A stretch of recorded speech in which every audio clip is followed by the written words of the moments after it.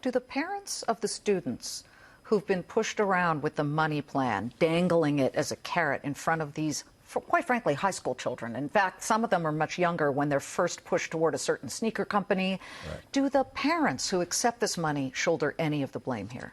Absolutely. And in my opinion, the way you stop this is, at one point, you must educate everyone. This is not just an NCAA violation. As we've seen, it's a federal law violation, which talks about incarceration. But in the end, if you punish the givers and the takers, and the way you punish the takers, the NBA has recognized with their union that some of the nefarious action that's gone on are being done by people who are providing services to these young athletes when they become pros. So there is a reason for them to get involved to protect these athletes. If, in fact, you can get together and say, okay, if you're found to have taken a bribe, taken money to influence your decision, then maybe we delay your entry into the draft for a year or 2 years. And guess what? I guarantee you few, if any, are going to commit that transgression because they don't want to mess with their lives. In the end, is paying college players going to come to fruition because of this? There's been a movement. It was squelched down back at Northeastern a couple of years ago.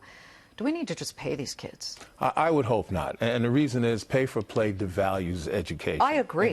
In my opinion. And the reason is when you look at these nefarious transactions that are going on, I guarantee you not one word of education was mentioned. When you inject money into this situation, and people say remove the rules in total, you inject money in the situation, what you're going to do is broaden the field for the slick-talking agents, et cetera, who are exploiting these young people. What you have to do, and in my opinion, give the NCAA a limited antitrust exemption to allow them to cap the enormous expenditures on capital expenditures, facilities, to cap administrative costs, which include coaches' salaries, to take more of that and provide a balance with student-athlete health and welfare. And ultimately, you know, you're going to have a more in-line equities, that balance there. But until you give them that, and Congress mentions the situation and understands it, you're still going to have the same stuff going on.